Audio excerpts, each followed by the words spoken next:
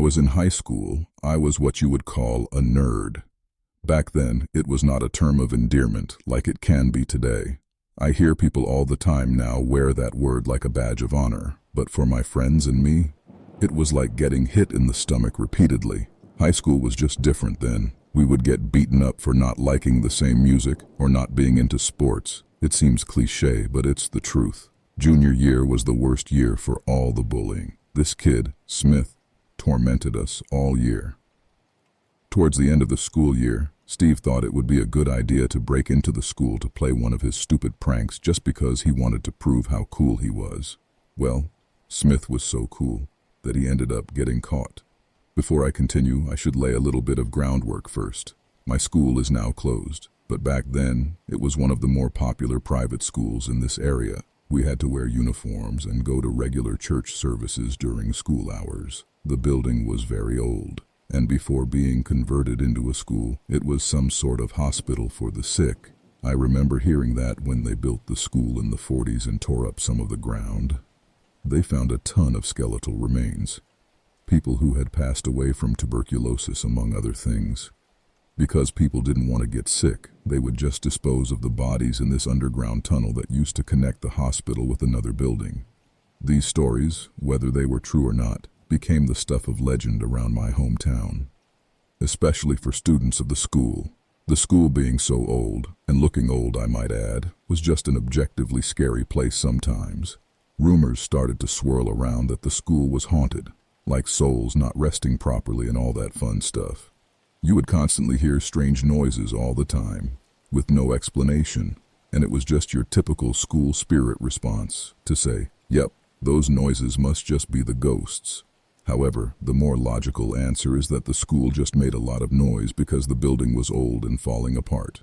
Sorry for that detour. Back to Smith. The reason why Smith wanted to break in was that he wanted to pull this elaborate prank. He successfully broke in, started ripping classrooms apart, throwing papers everywhere, and even went to the library and pulled tons of books off the shelves. You're probably wondering how Smith got caught. Well, to cap off his ghostly prank, he went to the art room, stole red paint, and started writing a message across the lockers. Your typical horror movie tropes. He wrote things like, "Get out," "Your soul is next," and my personal favorite, "Death is coming." While he was writing on these lockers, Smith claimed that he heard something coming from the basement. According to Smith, he went to the basement door, and before going downstairs, he saw shadows moving and heard voices talking from the darkness below. He said it sounded evil, not just like normal whispers. It scared him so badly that he ran. It didn't take long for them to match his handwriting with that of the red paint on the lockers.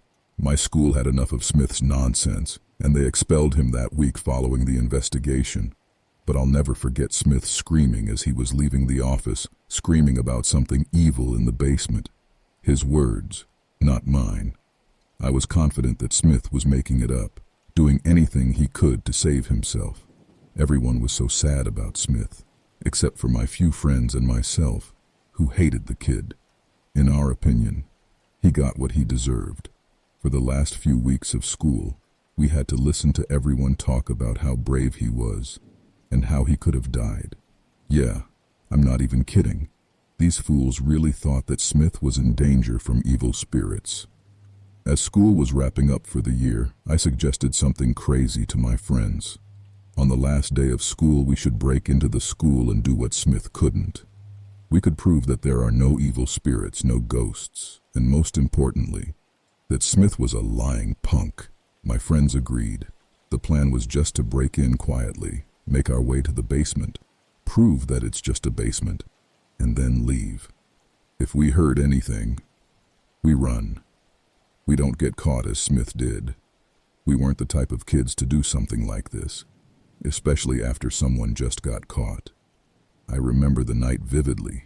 It was cold for an early summer night. We all had sweatpants and jackets on. We really embraced the whole criminal breaking in identity. We had our hoods up and tried our best to be sneaky. Breaking in wasn't exactly hard for us, not because we're these master criminals, but because my friend Carson's mom was a janitor for the school and had access to a key. Half the reason we decided to do this. Carson swiped the key, and we just walked through the back door of the school. I will admit, It was objectively unsettling in there. Anyone who's been in their school after dark knows the feeling. There's just something about being in a school after dark that's unnerving. Maybe it was just the years of hearing about all the ghosts. I sort of figured I was subconsciously fearing evil ghosts. Urban legends are a powerful thing. We eventually got to the basement door, and I have to admit, I was feeling something. I don't know about my friends, but I was actually kind of scared. I didn't tell them that because I didn't want them to make fun of me. We opened the door and didn't see anything. It was a dark staircase that led to an even darker basement. Carson led the way, and we followed. Cell phones weren't exactly popular yet, and they most definitely didn't have flashlights on them, so we were using straight-up dollar store flashlights. As we made our way downstairs, the basement was creepy. Obviously, it was an old building with a dusty basement. There were boxes of storage everywhere, old textbooks, Christmas decorations, and extra school uniforms. Probably the creepiest thing about the basement for me was all the old religious statues. I'm weird, but for some reason, old religious statues scare me. They're just unsettling. We continued exploring the basement for a few more minutes. We didn't find any people, but we did find out how massively huge the basement was. It felt like it extended forever. Our flashlights weren't even powerful enough to see the end of the basement from where we were standing.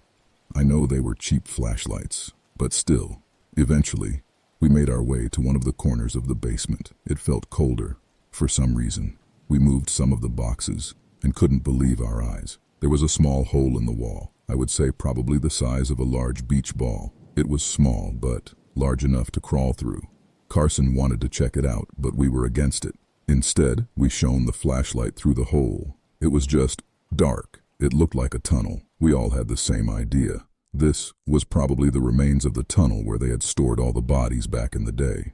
Carson convinced us that we had to at least crawl in a little bit and see. If we really wanted to prove there were no ghosts, we needed to check that spot.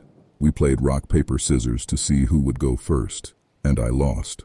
I started my crawl through the dark tunnel, and I heard something. I stopped. I thought I had to be hearing things. I could hear my friends laughing behind me because I had stopped already. I told them to shut up because I heard something, and I was trying to listen as hard as I could. I could clearly hear something, but I couldn't tell what it was. The only way I can describe it is, it sounded like whooshing, not like wind, but something else. I shouted down the tunnel, and the whooshing sound slowly sounded like it turned into a whisper. I kept asking if anyone was there, and the whispering continued and grew louder. Then, it was just quiet. I could hear my friends asking me what the holdup was, but I couldn't answer. I just sat there in the tunnel, using my flashlight to give me any answer. I crawled forward a little bit, and then my flashlight picked up something. Squatting in the tunnel, maybe 15 feet away from me, was a person. They looked old and decrepit. I shouted, but didn't move.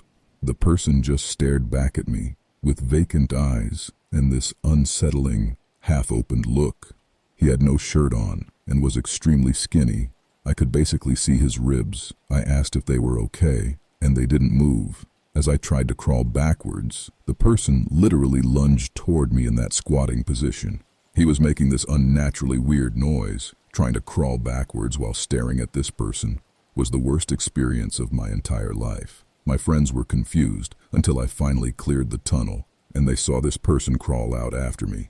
As he took a step out of the tunnel, he tried to grab me, like some feral human being. We sprinted to the stairs and never looked back. As we got to the top of the stairs and slammed the door, we could hear the person in the basement. But they stopped chasing us. We ran out of the school and straight back to my place. We couldn't explain what we saw. Don't get me wrong, I'm sure this wasn't an undead evil spirit, but that doesn't mean I can explain it. The best answer I could come up with was that the tunnel must empty out somewhere, but the one thing I can't get past is the eyes. The school shut down several years ago, and when it did, I thought about that night and wondered if the tunnel was still there, if, by some chance, this was some sort of ghostly figure. I just hope that tearing down the school helped him find peace.